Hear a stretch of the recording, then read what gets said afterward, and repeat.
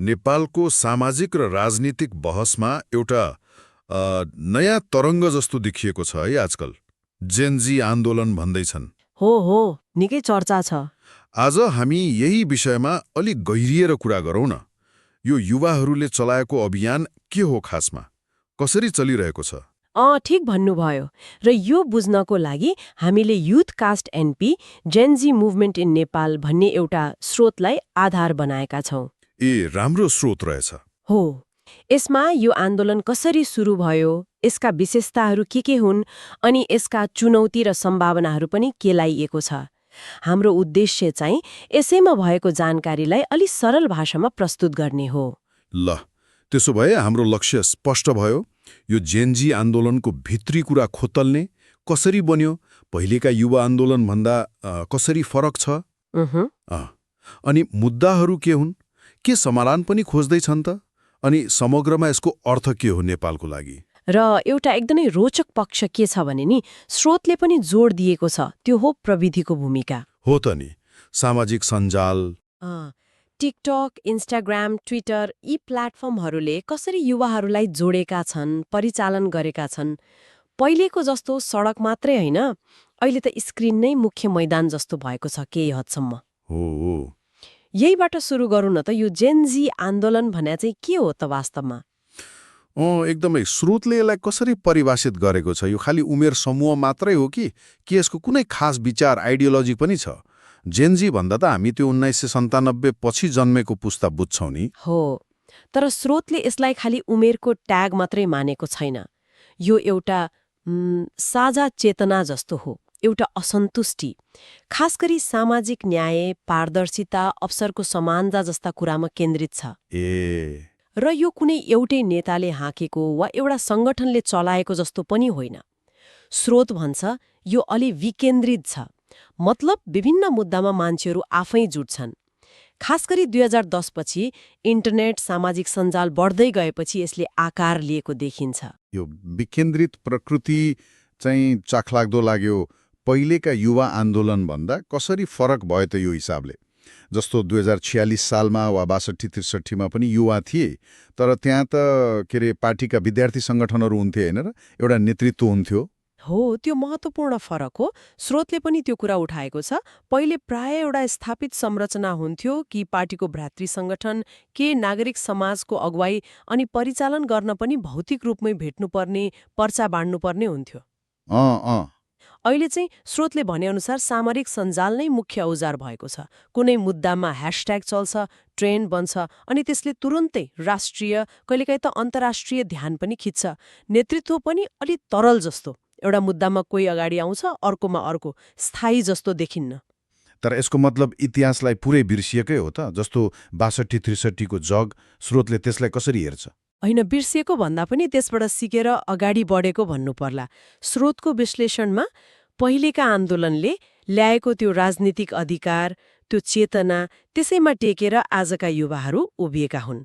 उनीहरूले लोकतन्त्र, अभिव्यक्ति स्वतन्त्रतालाई त धाइ नै मानेका छन्। त्यो त आधार भयो। हो, अब त्यसभन्दा अघि बढेर सुशासन, आर्थिक अवसर, सामाजिक न्याय जस्ता कुरामा प्रश्न उठाउँदैछन्।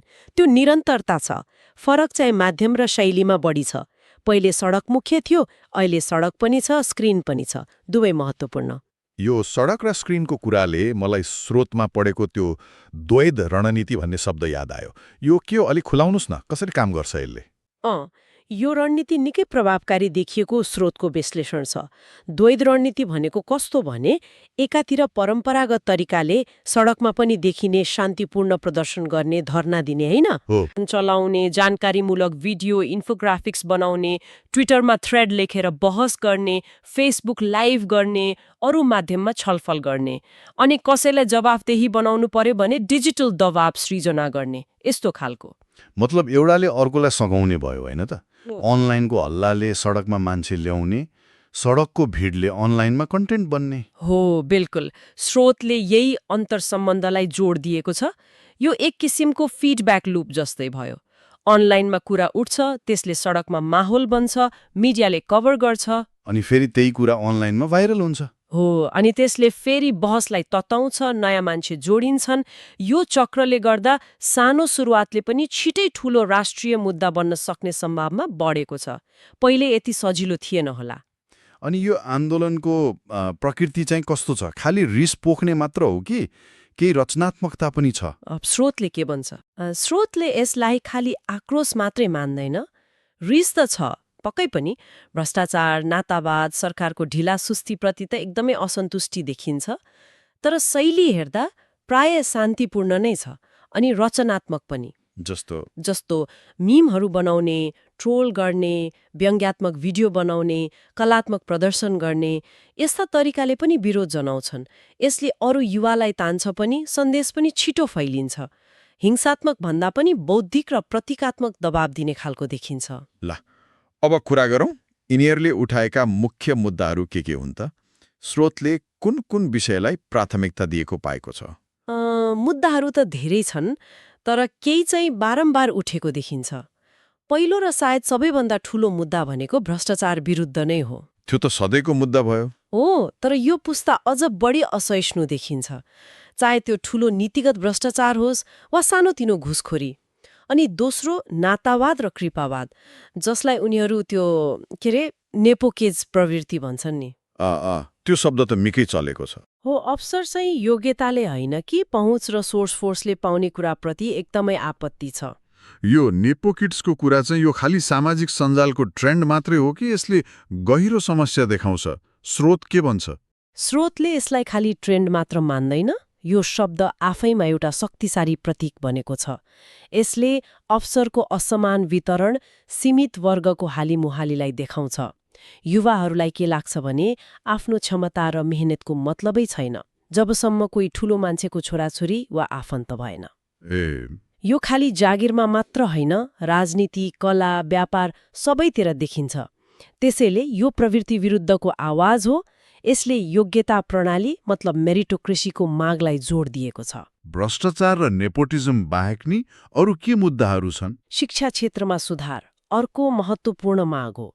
पाठ्यक्रम पुरानो भयो, व्यावहारिक भएन, गुणस्तर खस्कियो, राजनीति भयो भन्ने कुराहरू छन्।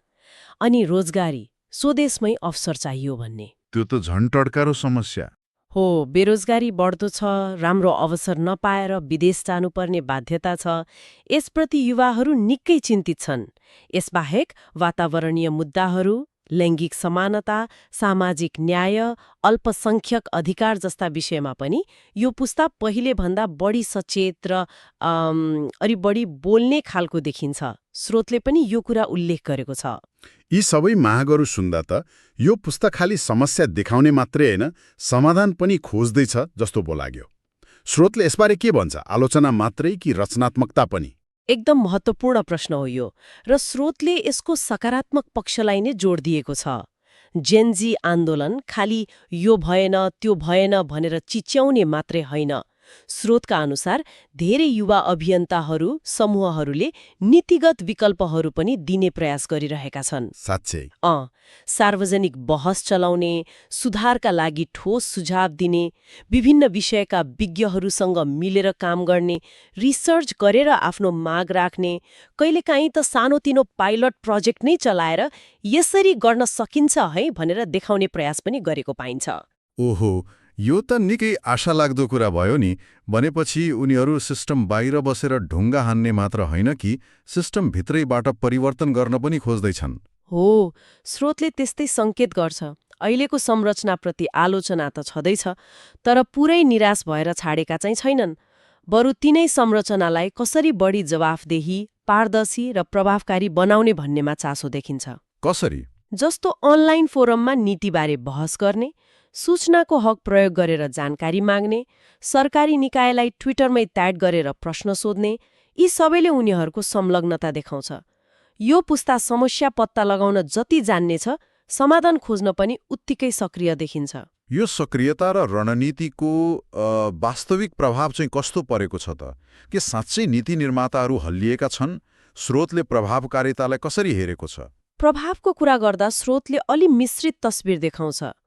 एकातिर तुरुन्तै ठूल्ठूला नीति फेरिएको त नदेखिन सक्छ, तर अर्कोतिर युवाहरूले उठाएका मुद्दाहरू राष्ट्रिय बहसमा आएका छन्। एजेन्डा बनेका छन्। हो, सरकार र दलहरूले पनि युवाको आवाजलाई पुरै व्यवस्था गर्न नसक्ने स्थिति बनेको छ। स्रोतमा केही उदाहरणहरू पनि हुन सक्छन् जहाँ सार्वजनिक दबावले गर्दा कुनै निर्णय रोकिएको वा छानबिन सुरु भएको होस्। त्यो एजेन्डा सेटिङमा चाहिँ यो आन्दोलन सफल देखिन्छ। अनि यसले युवाहरूमा चाहिँ कस्तो मनोवैज्ञानिक असर पारेको छ? आत्मविश्वास बढेको छ कि? निश्चित रूपमा स्रोतले यसलाई महत्त्वपूर्ण मानेको छ। जब युवाहरूले आफ्नो सानो प्रयासले पनि राष्ट्रिय स्तरमा बहस चलाउन सकिन्छ भन्ने देख्छन्, त्यसले उनीहरूमा एजेन्सीको भावना बढाउँछ। मतलब हामी पनि केही गर्न सक्छौं भन्ने विश्वास। डिजिटल प्लेटफर्मले आवाज दिने र उस्तै सोच भएका अरूसँग जोडिने ठाउँ दिएको छ। यसले एक्लोपन घटाउँछ, सामूहिक काम गर्न हौसला दिन्छ। युवाहरू एक भए भने परिवर्तन सम्भव छ भन्ने सन्देश चाहिँ यसले बलियोसँग दिएको छ। यसको असर लामो समयसम्म रहला। यो डिजिटल संसार र वास्तविक संसारको संयोजन साँच्चै शक्तिशाली रहेछ है। अनलाइन सुरु भएको कुरा सडकमा पुग्ने, सडकको ऊर्जाले फेरि अनलाइनलाई जीवन्त बनाउने। स्रोतले यसको दिगोपनाबारे केही भन्छ? यो खाली एउटा फेज मात्र हो कि यसले साँच्चै छाप छोड्छ? दिगोपनाको प्रश्न अलि जटिल छ। स्रोतले पनि चुनौतीहरू त देखाएको होला। जस्तो यो विकेन्द्रित भएकाले कहिलेकाहीँ सङ्गठित र निरन्तर दबाव दिन गाह्रो हुन सक्छ। हो त नि। अनलाइन अभियानहरू छिट्टै तात्ने, छिट्टै सेलाउने पनि हुन्छन्। त्यो स्ल्याक्टिभिजमको आरोप पनि लाग्छ नि। खालि लाइक शेयर मात्रै गर्ने, फिल्डमा नजाने। त्यो पनि सुनिन्छ। तर स्रोतको समग्र विश्लेषण हेर्दा यो क्षणिक लहर मात्रै चाहिँ होइन कि जस्तो लाग्छ। किनभने यो प्रविधि र युवा जनसङ्ख्याको डेमोग्राफीसँग जोडिएको छ। जबसम्म युवाहरूमा असन्तुष्टि रहिरहन्छ र उनीहरूको हातमा डिजिटल औजार हुन्छ, यस्ता अभिव्यक्तिहरू त कुनै न कुनै रूपमा आइरहन्छन्। यसले राज्य र राजनीतिक दललाई सधैँ झकझकाइरहने भूमिका खेल्न सक्छ। ल, त्यसो भए यो लामो र निकै जानकारीमूलक छलफललाई अब बिट मारौँ होला। हामीले Youthcast NP Gen Z movement in Nepal स्रोतमा आधारित भएर नेपालको जेनजी आन्दोलनका विभिन्न पक्षलाई केलायौं। मुख्य निष्कर्षहरू के रहे त छोटकरीमा? मेरो विचारमा पहिलो निष्कर्ष त के हो भने नेपालको जेनजी आन्दोलन साँच्चै डिजिटल युगको उपज हो। यसले युवा शक्तिको अभिव्यक्तिलाई नयाँ तरिकाले प्रस्तुत गरेको छ। यो खालि प्रविधि प्रयोग गर्ने मात्र होइन, प्रविधिले नै आन्दोलनको स्वरूप र रणनीतिलाई धेरै हदसम्म बदलेको छ। हो। अनि दोस्रो, यसले पहिलेका विरोधका तरिकाहरूलाई फालेको छैन, बरु तिनीहरूलाई त्यो द्वैध रणनीति मार्फत एकीकृत गरेको छ। सडक र स्क्रिनको यो मेलले आन्दोलनलाई पहिलेभन्दा बढी पहुँचयोग्य, छिटो फैलिने र सायद बढी दबावमूलक पनि बनाएको छ। तेस्रो निष्कर्ष, यो आन्दोलन खालि समस्या देखाउने र रिसाउने मात्रै होइन। यसमा समाधान खोज्ने र रचनात्मक हुने प्रयास पनि देखिन्छ। नीतिगत बहस, विकल्प दिने प्रयास, जवाफदेहिताको मागले यसलाई अलि परिपक्व बनाएको छ। यो आलोचनासँगै सृजनामा पनि विश्वास गर्ने पुस्ता जस्तो देखिन्छ।